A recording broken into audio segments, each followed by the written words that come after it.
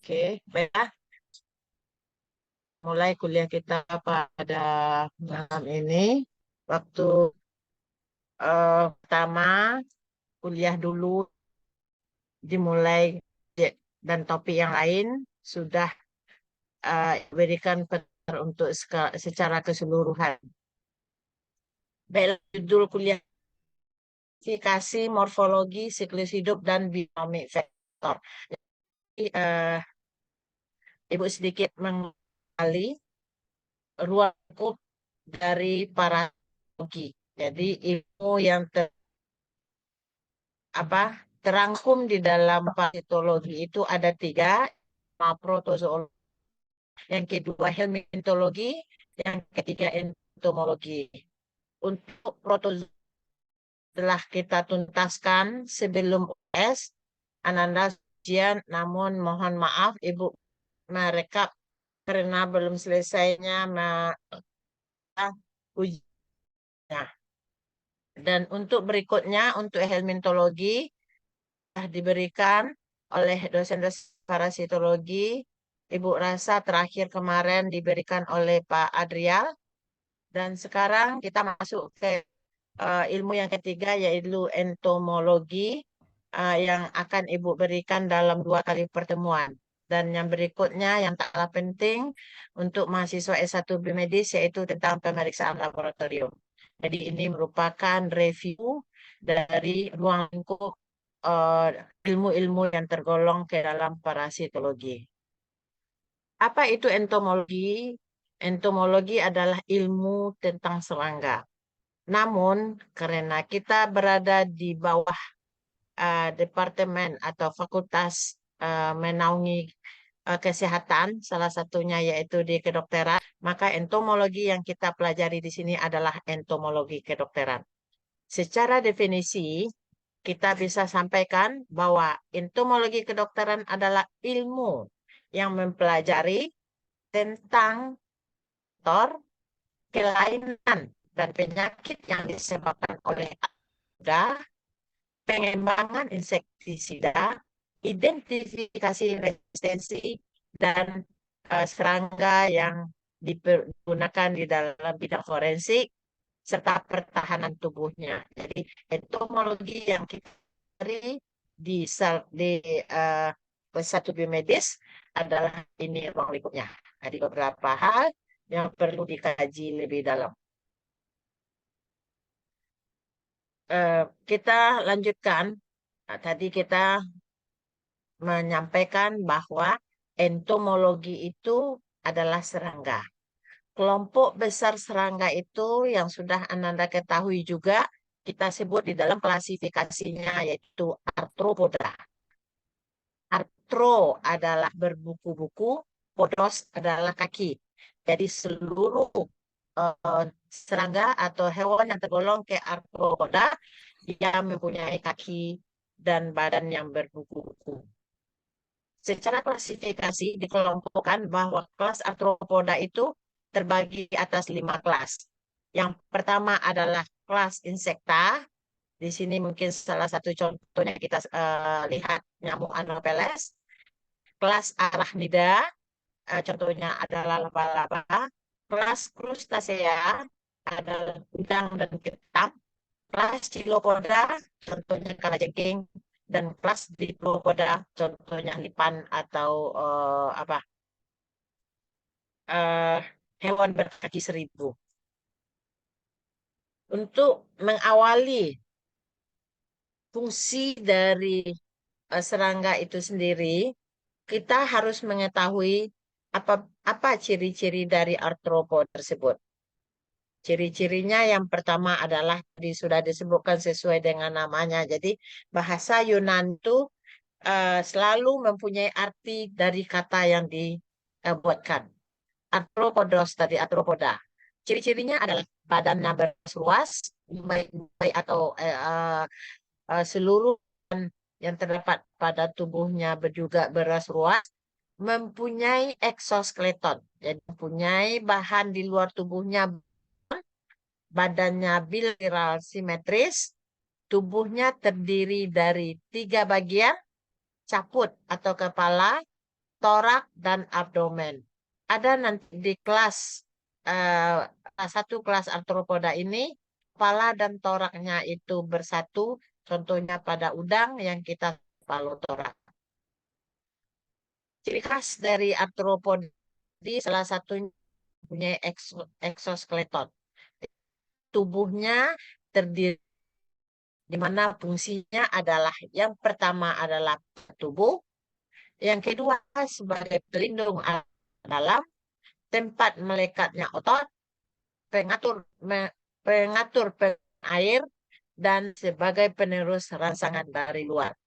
Jadi tubuh arthropoda itu di luarnya adalah diliputi oleh exoskeleton yang fungsinya terdiri atas 5 jenis ini.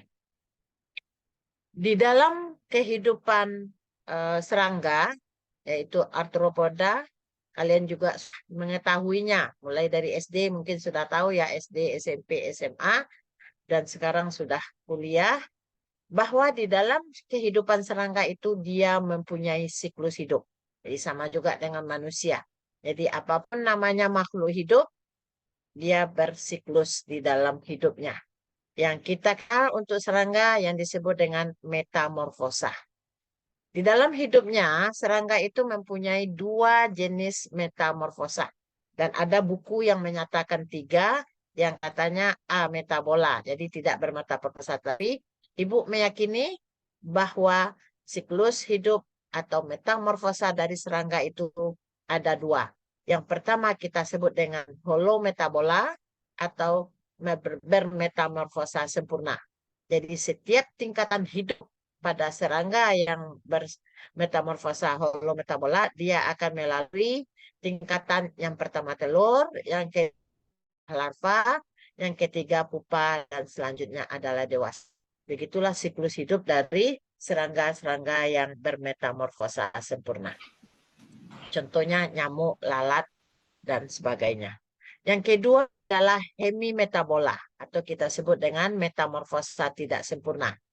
Dia hanya terdiri dari telur, larva, kadang-kadang telur langsung menjadi nimfa atau dewasa muda, terus masuk ke stadium dewasa. Contohnya lipas atau kecoa, kutu, dan mungkin juga merupakan salah satu contoh dari yang bermetamorfosa tidak sempurna. Di dalam menjalani siklus hidupnya, bahwa serangga itu dipengaruhi oleh 2 jenis hormon, yaitu adanya hormon pertumbuhan pada serangga. Yang pertama adalah hormon juvenil, di mana keberadaan hormon juvenil pada serangga dia akan mempengaruhi pertumbuhan serangga itu sendiri. Jadi dari telur menjadi larva dan dewasa. Dan di samping itu, ecdison, yaitu hormon yang mempengaruhi pengelupasan kulit. Kenapa?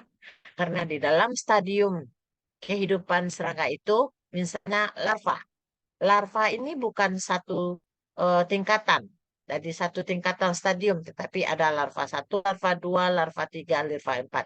Jadi peran dari hormon ecdison di sinilah. Jadi jika kondisi hormonnya itu terganggu, maka siklus hidup dari serangga itu tidak akan berjalan dengan baik atau bahwa dia tidak akan bisa menjadi dewasa dan meneruskan keturunannya.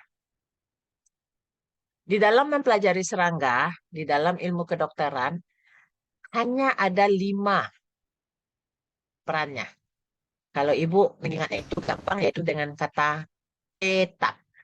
Di mana T adalah sebagai penular, kita panggil dengan vektor, dan yang atau hospes perantara. Jadi di awal kuliah mungkin rasanya Ibu sudah menyampaikan kapan serangga itu disebut sebagai vektor, di mana serangga dari satu organisme, dari satu ke yang lain. Contohnya nyamuk, dan yang berperan sebagai hospes perantara. Ibu 2 minggu yang lalu saudara diberi kuliah oleh Bapak Adrial, yaitu tentang cacing dari kelompok Trematoda. Dia mempunyai hospes perantara. Jadi tanpa vektor, tanpa hospes perantara, penyakit tidak akan berkembang dan terhenti pada suatu organisme. Sebenarnya mungkin bagus untuk penyakit itu tidak berkembang, tetapi di dunia itu tidak bisa serta-merta dihapuskan begitu saja karena dia punya peran dan Allah menciptakannya itu punya tujuannya masing-masing. Nah, jadi ibu katakan misalnya nyamuk. Nyamuk boleh-boleh saja orang berpikiran untuk memberantasnya di muka bumi.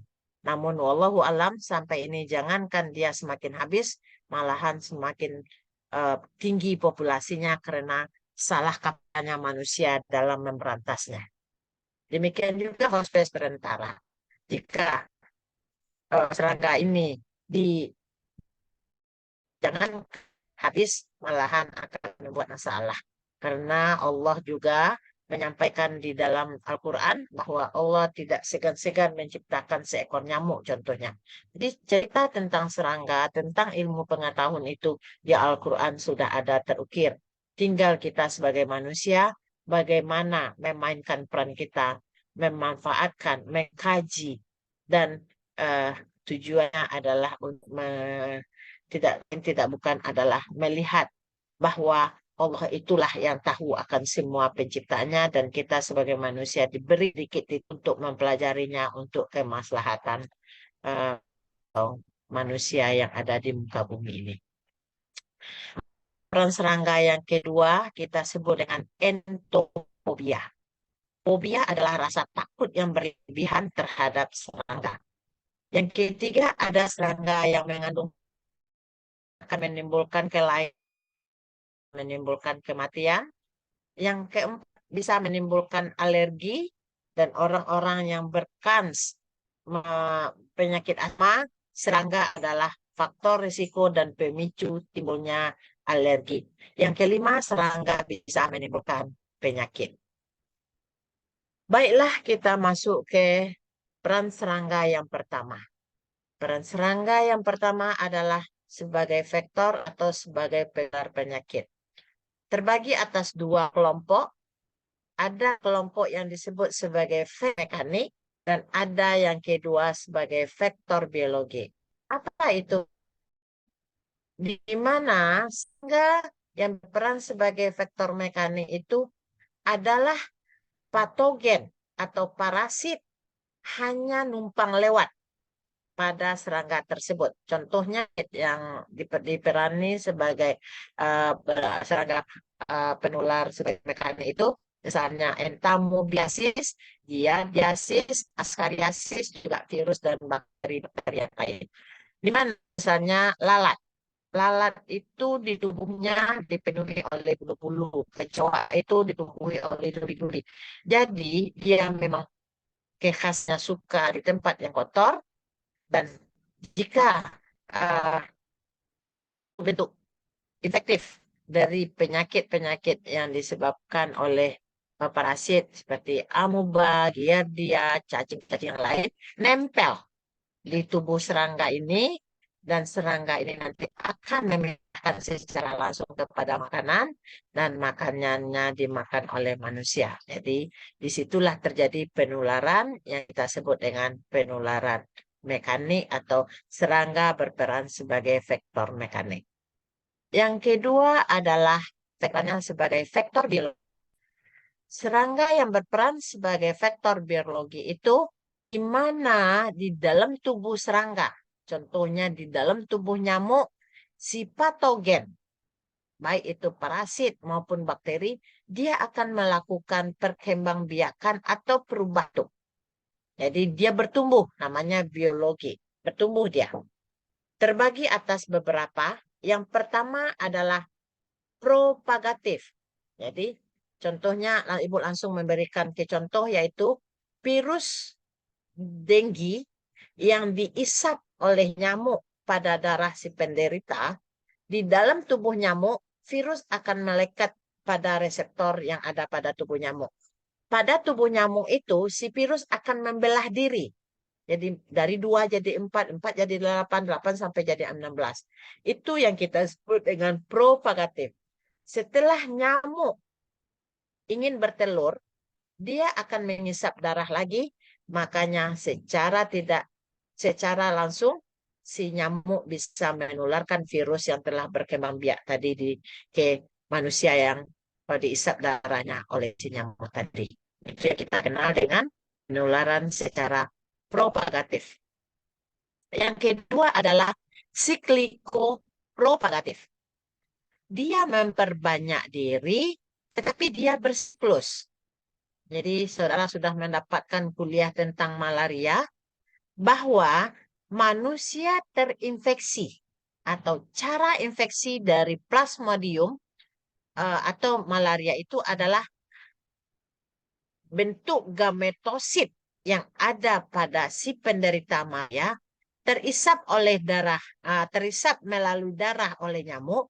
Di dalam tubuh nyamuk, si gametosit akan berkembang menjadi oopista dan selanjutnya terakhir menjadi sporozoid. Ketika nyamuk mengisap darah orang lagi, ketika dia mau bertelur, si sporozoid akan masuk ke dalam tubuh manusia.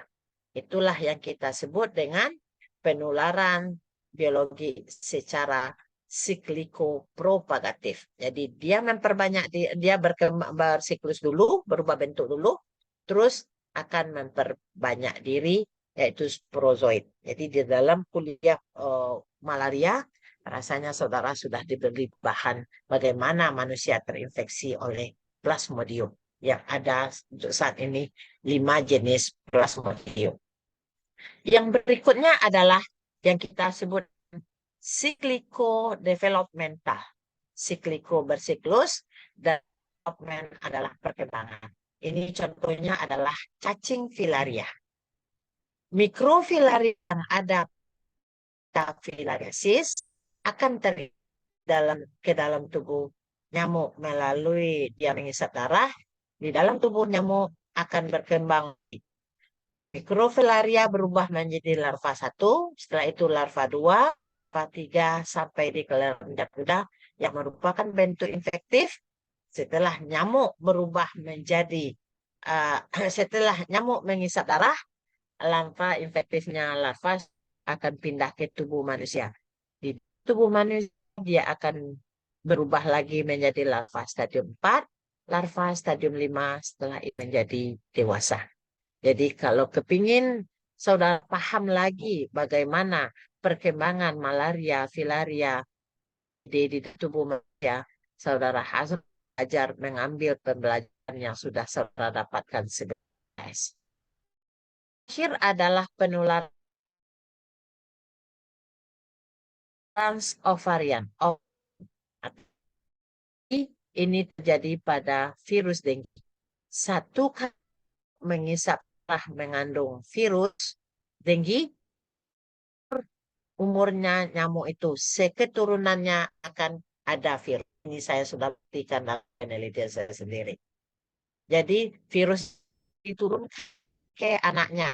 Jadi dari induk akan diturunkan ke telurnya, pun akan didapatkan virus, didapatkan.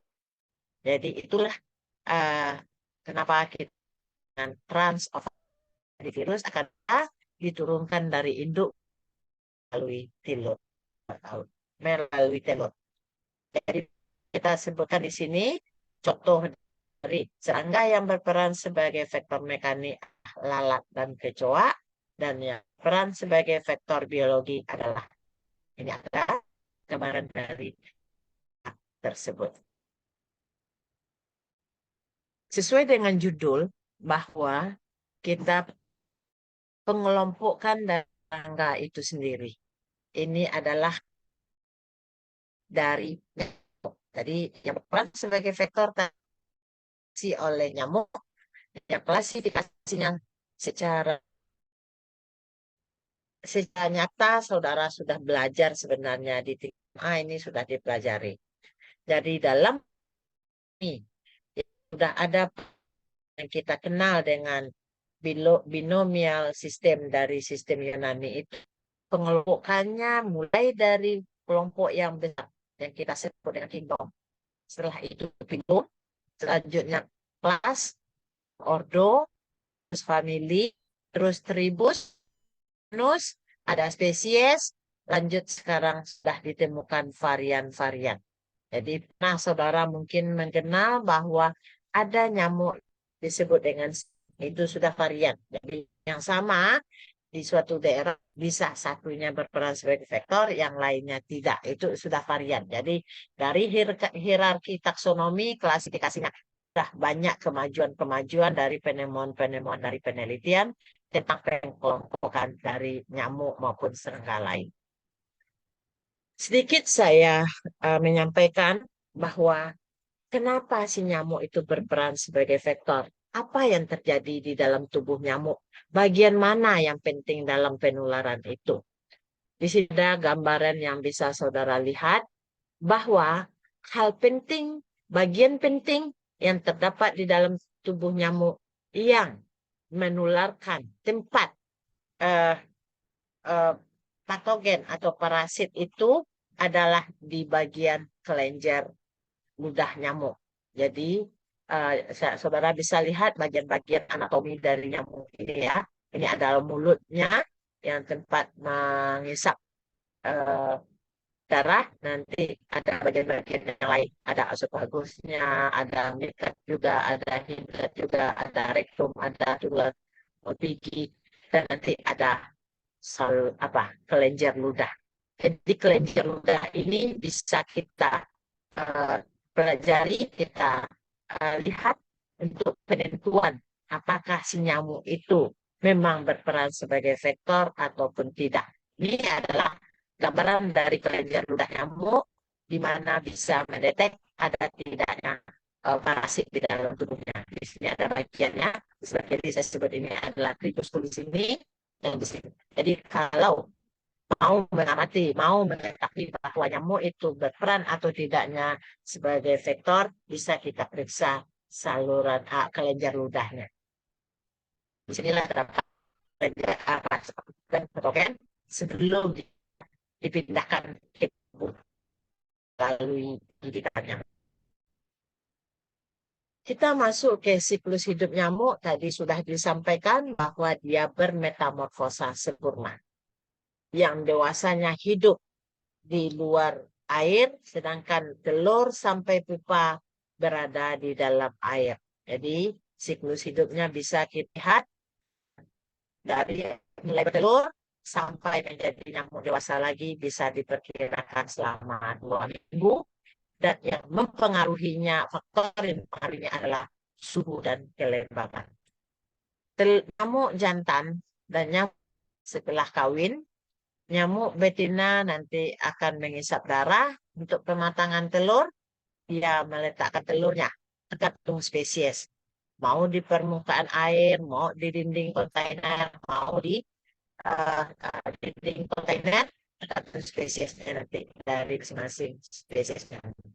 Setelah beberapa hari di dalam air, tergantung suhu akan berubah menjadi stadium larva 1, setelah itu larva 2, larva 3, dan larva 4. Untuk beberapa hal ini adalah stadium makan.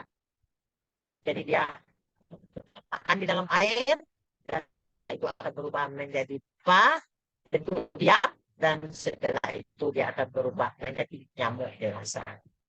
Kalau saudara ingin melihat video-video nyamuk pada YouTube, ini sangat indah sekali. Mana ciptaan Allah itu nyamuk yang sekecil ini bisa sekuat itu dia dalam menerus kehidupannya. Jadi pada saat si pupa ini menetas, tidak boleh sedikit pun ada angin, tidak boleh sedikit pun ada guncangan air, sehingga dia sukses menetas menjadi nyamuk dewasa. Bagaimana perilaku nyamuk dewasa dan nyamuk betina setelah menetas? Kalau saya ceritakan panjang, nanti kalau ada yang butuh ingin tahu, saya akan berikan bahannya. Apa betul yang terhadap bagian-bagian tubuh nyamuk ini dalam mempertahankan hidup dan untuk eksistensinya di alam? Dia sangat hebat sekali.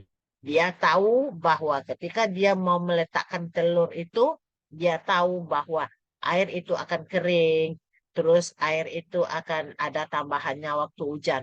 Begitulah ciptaan Allah ini, walaupun kecil, dia juga pintar. Jadi jika nanti akan kekeringan, dia tidak telurnya.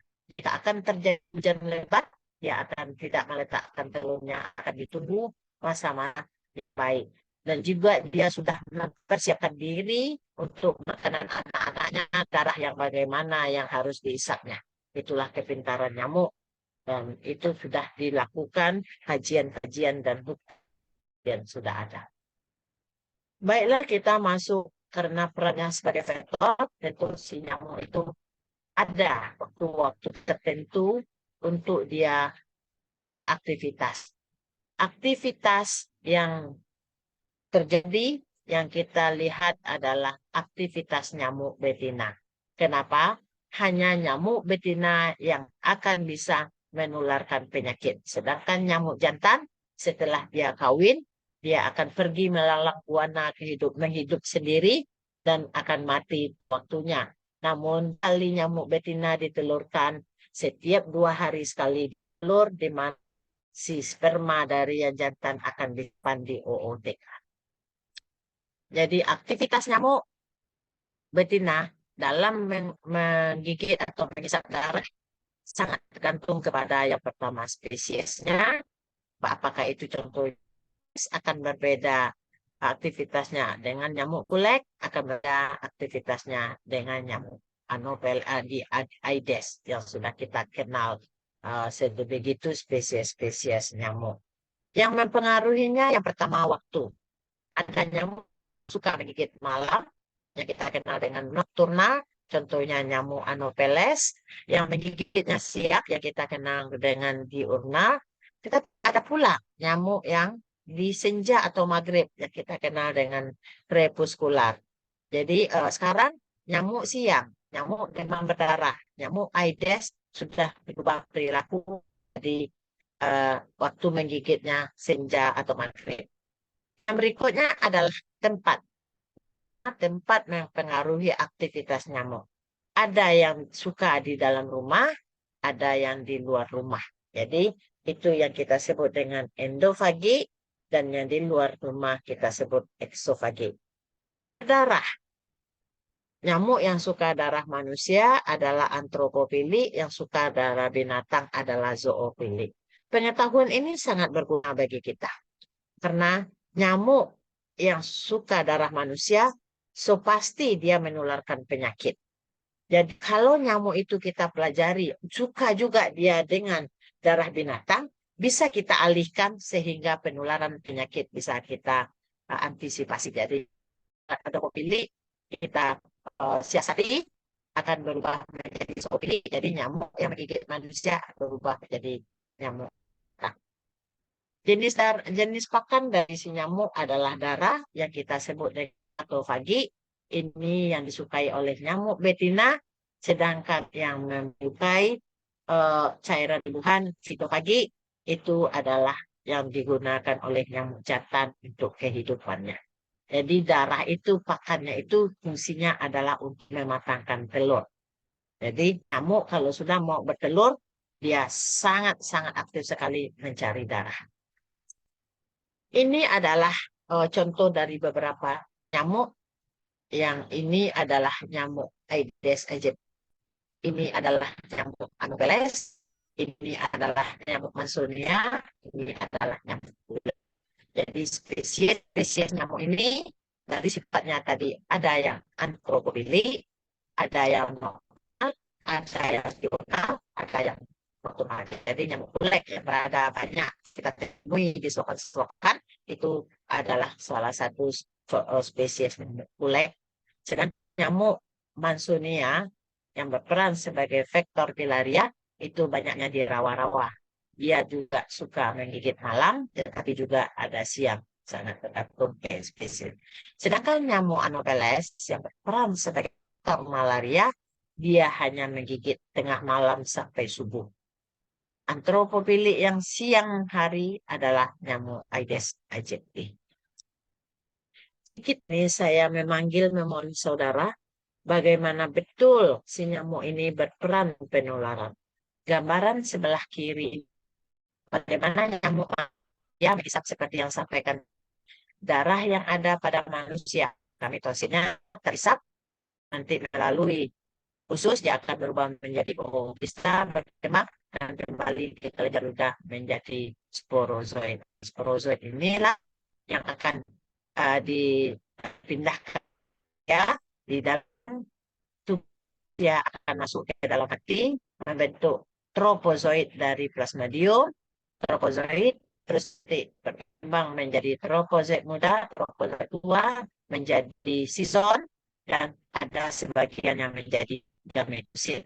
Beginilah siklus dari plasmodium, baik di tubuh manusia yang di bawah maupun di tubuh nyamuk. Mempunyai dua hospes. Yang di sebelah kanan saya adalah nyamuk kulit, nyamuk Mansoni, dan juga serta Anopheles yang merupakan vektor dari penyakit filaria. Nyamuk akan mengisap mikrofilaria pada tubuh manusia. Dan di dalam tubuh nyamuk tadi berkembang menjadi larva 1, 2, dan 3, nanti di kelendahnya akan dipindahkan larva stadium 3 yang merupakan larva infektif. Di dalam tubuh manusia, si larva 5 ini berubah menjadi cacing dewasa yang terdapat pada saluran dan kelenjar lim. Dalam manifestasinya akan sangat lama sekali jika akan menimbulkan gejala penentu penyakit kaki gajah yang kita kenal dengan filariasis. Namun, ketika orang sudah menderita filariasis atau kaki gajah, cacing dewasanya tidak kita temukan lagi. Jadi, ketika orang melakukan demam berulang, saudara sudah dapatkan kuliahnya itu, dan di dalam tubuhnya bisa kita ambil darahnya pada malam hari, menemukan bentuk mikrofilaria untuk membedakan ketiga spesies dari cacing filaria yang menginfeksi manusia. Jadi di filaria sudah dijelaskan ya ini apa saja. Apa namanya? Mereview dari kuliah terdahulu dari dosen yang memberikan topik filaria. Tadi saya sudah sampaikan bahwa tidak semua nyamuk berperan sebagai vektor. Dari daerah yang satu ke daerah yang lain juga berbeda. Ini perlu ada laporan, perlu kajian nyamuk yang mana saja yang sebagai vektor. Itu dengan demikian ada faktor-faktor yang penentu bagaimana nyamuk dikatakan, dipastikan bahwa dia sebagai vektor. Kata kuncinya adalah bahwa pada nyamuk yang kita lakukan pemeriksaan bahwa di kelenjar harus kita menemukan sporoid. Jadi baru kita kan nyamuk itu pasti menjadi vektor. Namun ada beberapa hal dalam penentuan itu. Oh, bisa kita sporozoidnya ada faktor juga yang bisa kita bahwa di suatu daerah itu berperan vektor adalah tadi sporozoid pun juga bisa bersifat antropofilik yang suka darah manusia dan umur nyamuk harus pertumbuhan dan gametos jadi sporozoid. Jadi untuk kemudian bahwa nyamuk menularkan plasmodium dalam tubuh manusia umurnya 10 hari. Ini juga bisa dilakukan kajian. Kita bisa melakukan perbedaan pada nyamuk. Kita bisa tahu umur nyamuknya sudah berapa hari, sudah berapa minggu, dan melihat ovariumnya. Jadi ahli beda, ya ahli beda manusia yang hebat, tapi lebih hebat lagi umur dari nyamuk. Insya Allah kalau ada yang berminat, saya bisa ajarin dan untuk penentuan bahwa umurnya itu bisa kita detek. Yang kelima adalah kemampuan pengembangan sporozoid biasanya dilakukan percobaan. Jadi dimasukkan tingkat aminosid, nanti dia berkembang menjadi sporozoid. Nah, bisa kita sebutkan bahwa juga bisa ditentukan dari berkembang di dalam di laboratorium. Yang di sebelah kanan dan sebelah kiri adalah untuk nyamuk Anopheles, sedangkan untuk kita memastikan bahwa Anopheles maupun Aedes berperan sebagai vektor, pasti menemukan larva tiganya dalam kelelawar nyamuk. Faktor-faktor yang lain yang bisa membuatkan dugaan nyamuk itu berperan sebagai vektor bisa bersifat atropofilik, umur yang panjang, didominasi oleh spesies tertentu, mudah menggunakan genangan sebagai tempat perpiakan atau breeding place. Itu baru satu dari serangga. Kita masuk ke peran serangga berikutnya. Ini akan coba apakah ada saya akan bahas sejenak nanya apakah ada yang akan saya tanya. Serangga yang peran sebagai hostes sementara ini sudah katakan kuliah dia sudah ya bahwa di beberapa kehidupan cacing hostes sementara. Contohnya udang, Spidus canis, Spidus. Itu merupakan hostes parentara yang rata-rata adalah hostes parentara 2, merupakan adanya bentuk infeksi jika seseorang infeksi oleh beberapa cacing. Ada udang, ada ketam. Udang adalah hostes parentara dari Rabonimus westermani, juga ketam. Xenocephalides canis dan felis adalah hostes parentara dari Nana dan diminuta. Dan yang berikutnya adalah fobia dan rasa takut, salah satunya adalah laba. Belum toksin ada lebah, senapannya ada kalajengking, ada balap, ada beberapa jenis merupakan kutu binatang. Atau kita ke jenis oleh serangga. Lebah merupakan hewan penyengat. Jika dia diganggu, dia akan melakukan dan toksin atau racun yang ada pada tubuh itu adalah kita sebut api toksin.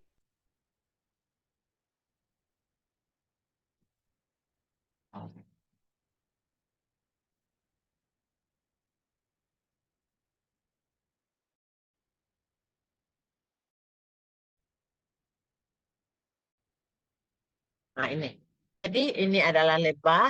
Jadi lebah ini adalah makhluk sosial, makhluk yang banyak bermanfaat. Namun jika dia terganggu kehidupan manusia, di ujung ekornya ini ada disengat. Jika dia terganggu akan menyengat manusia, dikeluarkanlah racun api toksin namanya. Jika dia menyengat apa ini akan ketinggalan manusia dan setelah itu dia mati. Dan kematian orang bisa terjadi dari multiple stinging. Lebah yang banyak menggigit orang akan api toksinnya itu banyak menyerap. Jadi jika orang sangat lebah, yang pertama kita harus kerjakan dibawa ke tempat yang adalah mengeluarkan supaya dia tidak menjalar toksinnya itu ke tubuh sistemik ya. Nah itu ada dari toksin lebah kita kenal dengan toksin mungkin pada karena dia mengandung beberapa zat yang berbahaya untuk tubuh. Ada yang disebut dengan apomin, asetilkolin, litin, 5 hidroksistamin. Toksin lebah ini ada yang disebut dengan anafilaktik. Orang bisa meninggal karena terjadi anafilaktik shock. Kalau ini ada juga bersifat antihemolitik, sitolitik, neurotoksik. Apa artian dari sifat-sifat dari toksin ini? Saudara harus mencari. Kalau gejala yang ditimbulkan oleh sengatan lebih itu ringan, ya nyalah nyeri, gatal-gatal, jadi udem. Namun kalau berat, bursting akan anafilaktik shock bisa menimbulkan. Yang kedua adalah serangga yang mengandung racun adalah kala jengking. Spider ya, apa jengking adalah skorpion. Racun dalam adalah racun toksin yang bertoksin dan acid. Jadi karena racunnya sangat sangat kuat, terutama terhadap saraf bel, akan menimbulkan beberapa gangguan dan juga bisa kelumpuhan karena dia dapat pada saraf perifer. Untuk laba, dia mengandung racun yang bersifat sistemik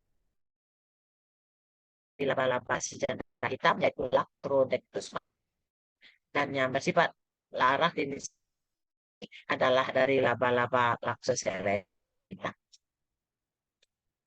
Yang berikutnya Hematopagoides pteronicimus, yaitu penyebab alergi. 95% orang yang asma pemicunya adalah disebabkan terisap tungau di rumah. Ini juga bisa bernilai ekonomi karena semua bahan dermatopagoides ini bisa dijadikan sebagai alat untuk skin test. Jadi orang-orang melakukan laboratorium skin test menggunakan bahan dari bagian-bagian dari dermatopagoides, dari pencernanya, dari nya, bahan-bahannya ini bisa digunakan. Dia hidup di debu-debu rumah, di kasur, dan dia memakan serpihan kulit. Dia bisa bertahan dengan suhu yang panas dan faktor risiko bagi penderita asma atau rinitis. Berikutnya ini adalah gambaran dari serangkaian penyebab penyakit. Yang ini yang saya tunjuk ini adalah penyebab skabies, penyakit gundik yang banyak sekali didapatkan pada masyarakat-masyarakat yang memang kurang menjaga kebersihan dan hidup bersama yang banyak di dalam suatu keluarga atau di asrama. Terus ini adalah Pitheris pubis, kutu kemaluan. Ini adalah Pediculus humanus. Ini adalah kupu-kupu. Kupu-kupu dewasa juga bisa menyebabkan penyakit. Ini adalah lalat, ini adalah demodek, dan ini adalah larva lalat yang bisa menyebabkan nyasis. Jadi untuk ini saudara bisa membaca buku-buku parasit yang menyebabkan ini, apakah itu siklus hidupnya, apa bahan yang dihasilkannya, terus kupu-kupu kalau yang disebabkan oleh alergi oleh kupu-kupu dewasa kita sebut dengan lepidopterism, sedangkan oleh ulatnya, caterpillarnya kita sebut dengan erusisme. Gigitan dari kutu bisa kita sebut dengan vagabond disease, dan gejala rambut yang sudah lepek, yang sudah bersatu karena kelenjar ludahnya kita sebut Lica palonica. Sedangkan kutu kemaluan ini banyak bisa tempat habitatnya sampai ke bulu mata, bisa di alis dan di rambut-rambut kemaluan. Sedangkan untuk Demodec folliculorum itu serangga yang terdapat di kelenjar kering di bagian muka. Jadi bisa jadi kita menduga orang perawatnya tidak pernah sembuh-sembuh, sudah diobati, bisa diduga juga adanya infeksi dari Demodec folliculorum. Menyebabkan nyaris untuk identifikasi menggunakan kirakel posterior, penentuan dari jenis-jenis lalat yang menginfeksi.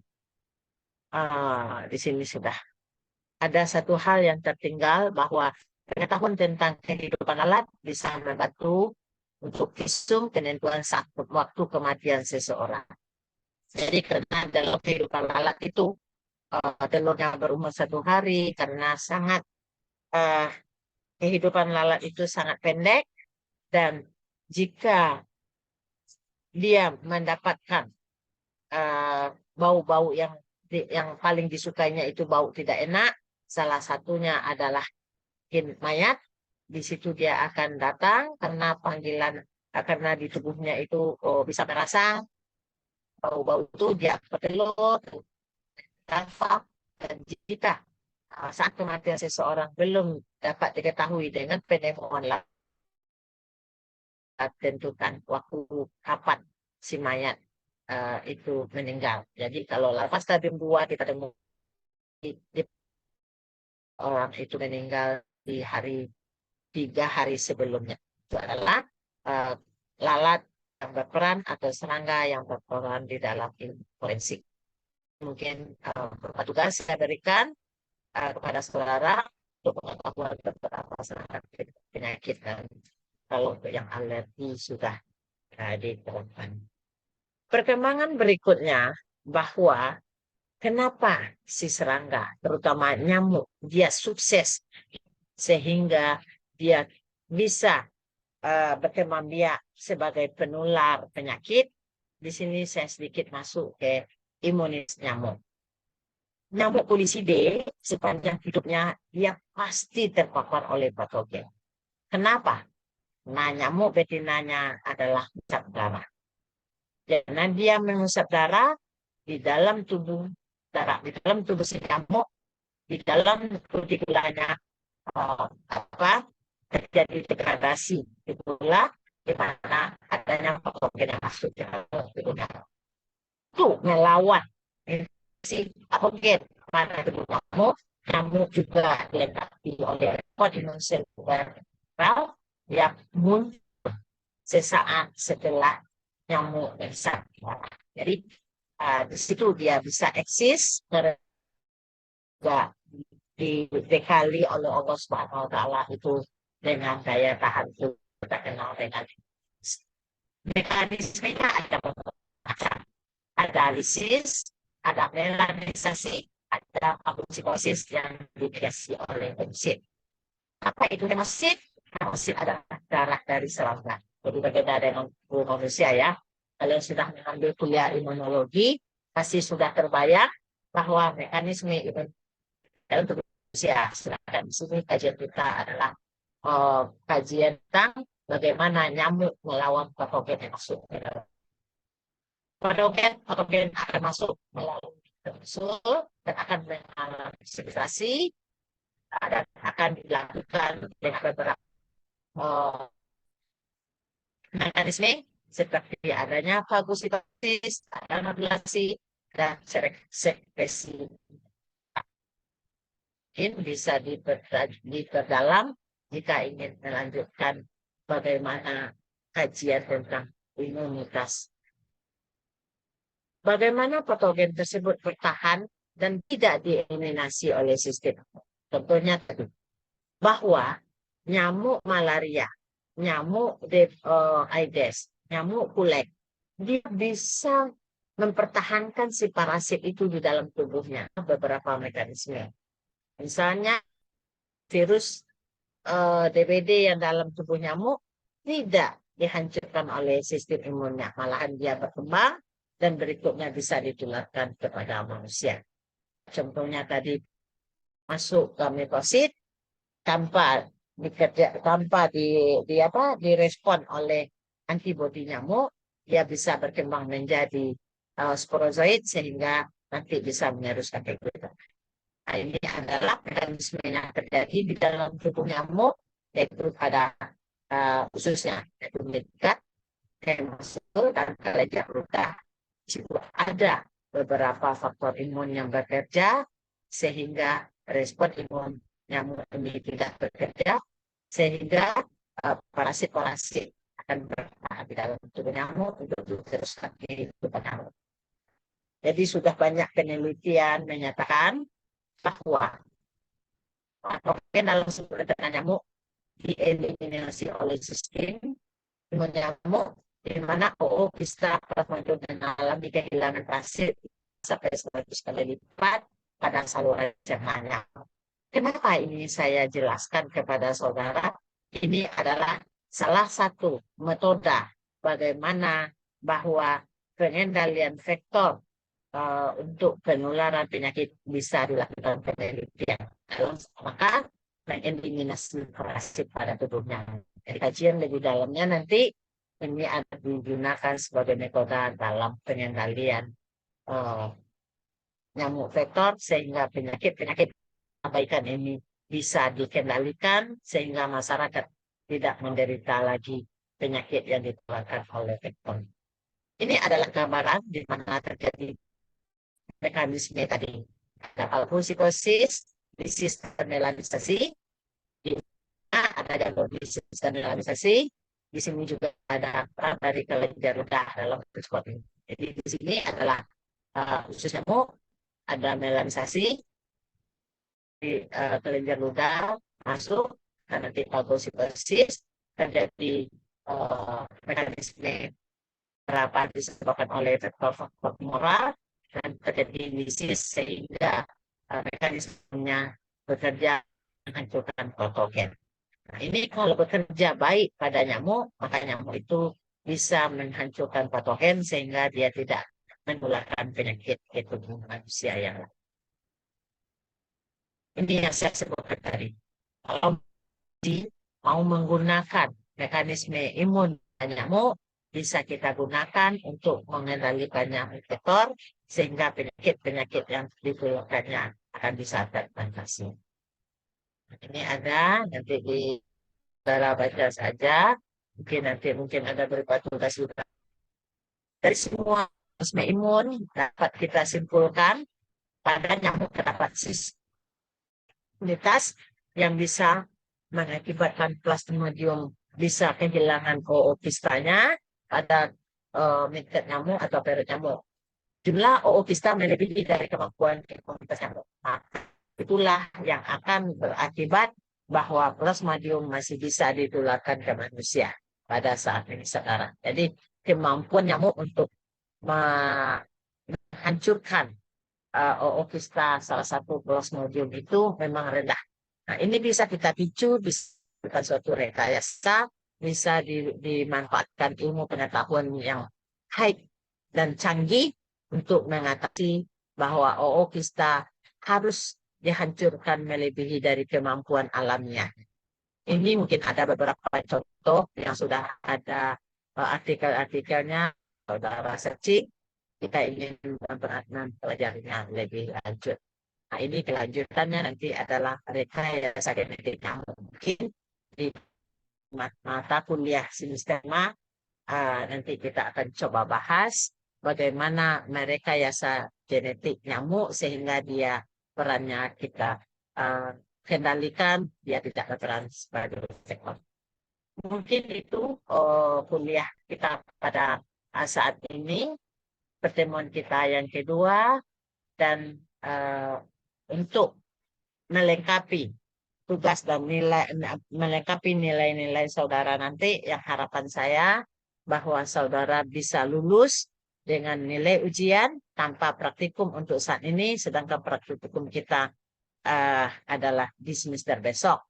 Untuk itu saya memberikan tugas ya dari segala nilai, karena di dalam poin-poin penilaian ada tugas, ada nilai ujian, karena tidak ada praktikum. Tugas yang saya berikan untuk topik ini adalah masing-masing mahasiswa mencari satu artikel yang terkait dengan parasitologi. Bukan nyamuk, bukan serangga saja, tetapi dari parasitologi. Apakah dari protozoa, apakah dari helmin, apakah dari serangga. Spesiesnya banyak sekali.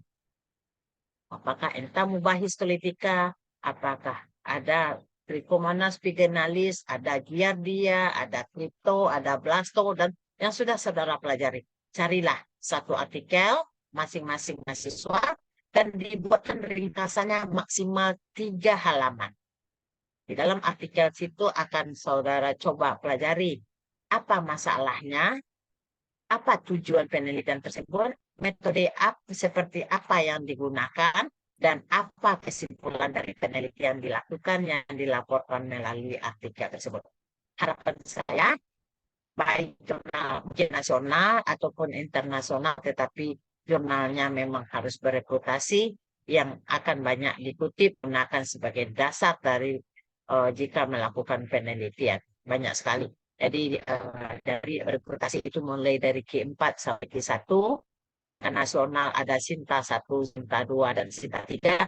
Bisa saudara cari, gunakanlah pengetahuan nilai apa namanya kecanggihan dari pengetahuan tentang internet saudara dalam men-searching literatur dari pengetahuan secara teori Ananda mencapai sarjana. Dan juga saya harapkan ada yang mengkaji tentang dalam dunia forensik.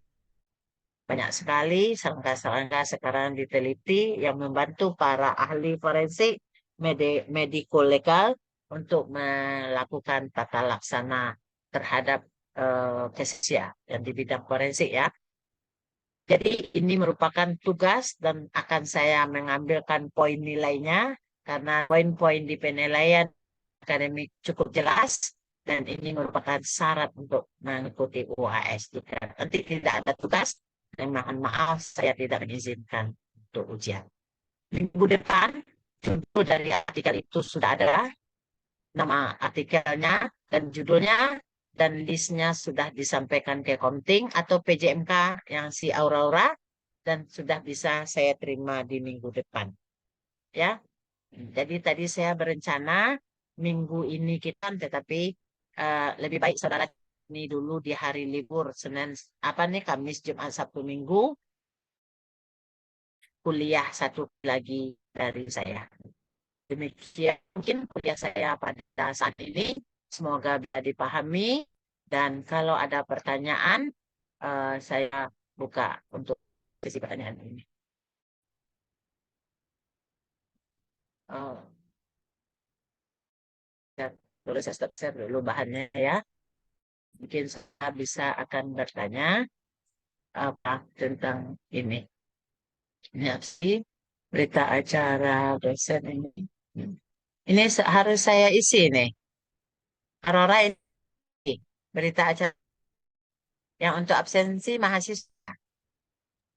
Oke, saya mengisi ini bisa ah, ada pertanyaannya.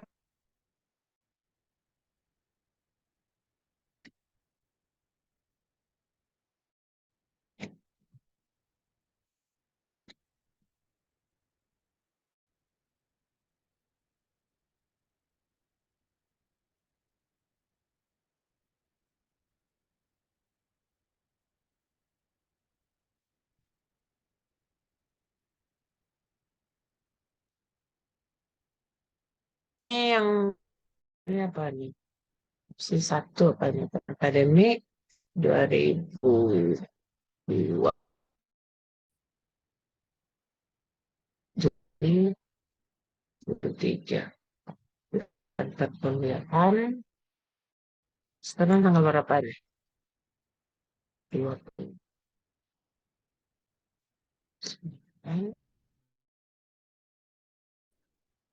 Itu pelaksanaan 20.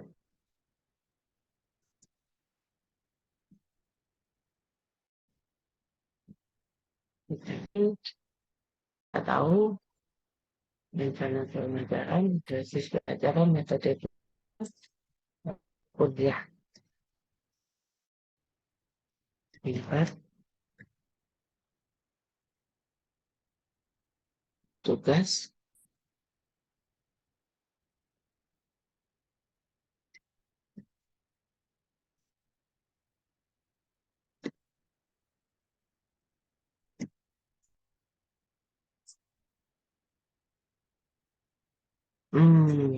Terus bisa pertemuan sih. Aurora, ini kita Aurora, kuliah ini apa isi? Aurora, berita acara ini? Oh, Sebentar Bu, pertemuan ke 13, berapa? 7 13 Bu. ujian. Eh, 13, 12. Oke. Rencana pembelajaran Apa isinya nih? Ini bintang nih. Realisasi pelajaran, realisasi pembelajaran, metode pelajaran kuliah minggu atau online kan? Ini apa nih rencana pembelajarannya isinya? Judul mata kuliah untuk pembelajaran hari ini, Bu. Nah, Judul pembelajaran hari ini, Bu. rencana pembelajaran, nggak ngerti Bu nih. Realisasi pembelajaran, pelajaran kuliah mimbar. Tugas mencari artikel. Jumlah kehadiran sekarang 36. 35, Bu, yang ada izin 35. kemalangan, Ah, Bu. 35, 30 Bu ya. 30.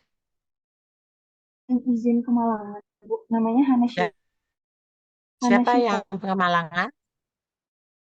Hana Shifa, Bu. Oh, ada kemalangannya berupa apa? Sakit atau ada keluarga yang meninggal? Keluarga yang meninggal, Bu. Keluarganya siapanya?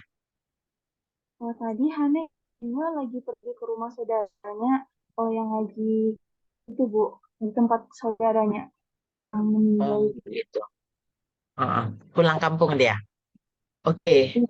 Ini yang dua nih realisasi pembelajaran dan rencana pembelajaran apa Ibu nak ngerti nih? Ini waktunya 20 jam 20 Realisasi pembelajarannya PPT, Bu. PPT. Iya, Berupa Bu. PPT. Iya. 20 sampai jam 21. Ini betul nih. 20 betul nih. Pesaнаannya sekarang 20 PM. Iya, jam Maaf, dua Bu, apa puluh. boleh diulangi lagi, Bu? Gimana? Ibu, Untuk jam maaf. pelaksanaan perkuliahan tadi jam 20 jam 8 itu saja isinya. Iya, Bu. Rencana pembelajaran berupa PPT Iya, Bu. isi aja. Realisasinya Secara online, Bu. online. Oke. Realisir berita acara. Oke. Tuh. Bukti kehadiran mahasiswa, materi pembelajaran.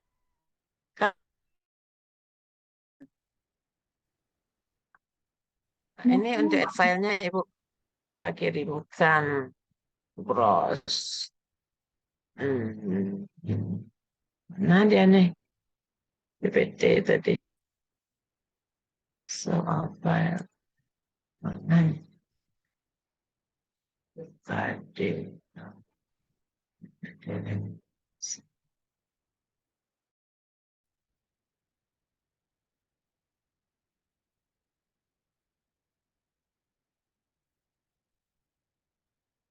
Oh, ada dia. Nanti.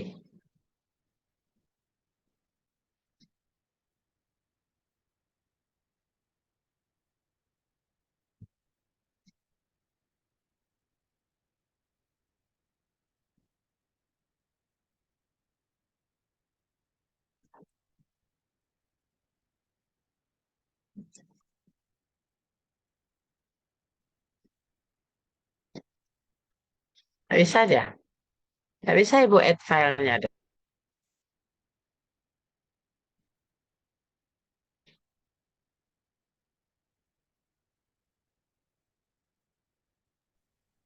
Atau mungkin bisa Aurora bantu, Bu. Bentar mengisinya, Bu. Kirimkan aja linknya ke WA Ibu. Nanti Ibu isi di luar ini aja ya. Lama ini. Baik, Bu. Nanti untuk yang lainnya Ibu kirimkan aja link ini ke Ibu.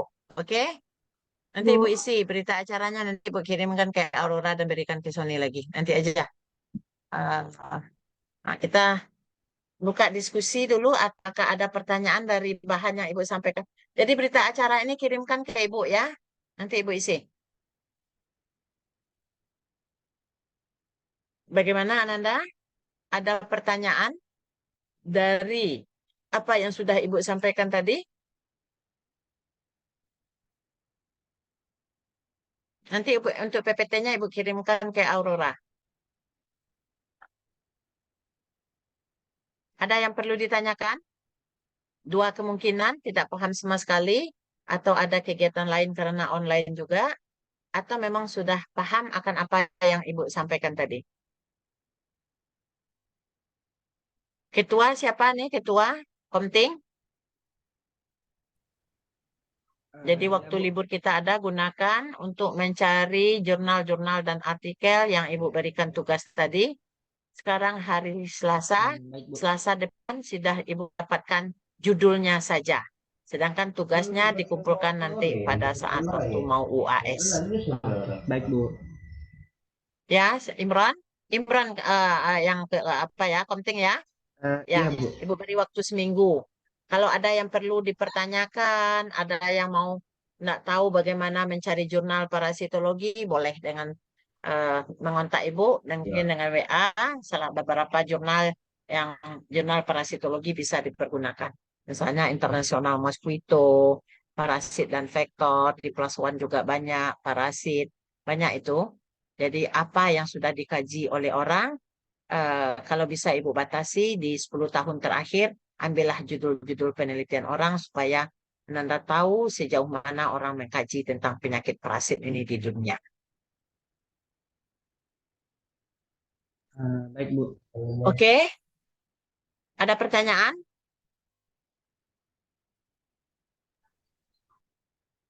Rasanya cukup, Bu. Enggak ada pertanyaan, cukup ya. Jadi untuk bahan kapan PPT akan Ibu kirimkan, Ananda juga mungkin sudah disampaikan oleh dosen-dosen lain ada buku parasit, mungkin dengan satu judul parasit yang parasitologi UI itu sudah bisa memperkaya eh, keilmuan saudara. Jadi ada buku ajar parasitologi UI, di situ mungkin ada tambahan-tambahan dari apa yang sudah disampaikan dalam PPT tadi untuk melengkapi pengetahuan saudara tentang yang terutama yang saya sampaikan entomologi. Sedangkan kalau untuk imunitas serangga, memang belum ada buku bahasa Indonesianya, bisa dicari juga, di searching juga di beberapa jurnal atau artikel di Tanya ke Mak Google. Baik, ada pertanyaan? Nggak ada ya? Oke. Akan Ibu kirimkan PPT ke Aurora dan Aurora tolong kirimkan ke Ibu link dari berita acara tadi supaya Ibu selesaikan. Absennya juga tadi, absen foto absen bisa Ibu add filenya supaya bisa disubmit. Karena kalau tidak lengkap, tentu tidak bisa disubmit. Oke, kalau tidak ada pertanyaan, selamat belajar. Nanti melalui Aurora ke kuliah kita kalau misalnya Selasa depan Ibu akan offline. Kalau kita tidak cari lagi waktu yang lain supaya berikutnya Ibu Eka juga bisa memberikan kuliah, mungkin kuliah pertemuan yang ke-14 sebelum kita UAS. Jadi harapan Ibu kita tidak mepet pada saat mau UTS, memberikan melengkapi perkuliahan kita.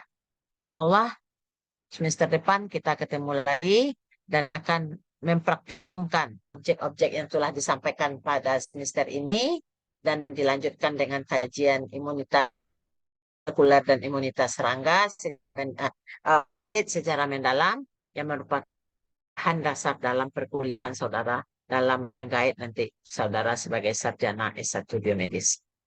Oke, kalau tidak ada pertanyaan, Ibu anggap kalian sudah bisa memperdalam dan selamat ketemu lagi di pertemuan yang berikutnya. Mohon maaf jika tidak ada yang tidak sesuai dengan uh, apa yang harus Ibu sampaikan. Jika ada kekurangan, mohon dimaafkan. Wabillahi taufiq wal hidayah. Wassalamualaikum warahmatullahi wabarakatuh. Waalaikumsalam warahmatullahi wabarakatuh. Oke, Terima kasih, Bu. oke. Iya, ya, nanti PPT-nya Ibu kirimkan ke Aurora. Oke, Ibu live dulu ya, izin live ya, atau ditutup aja.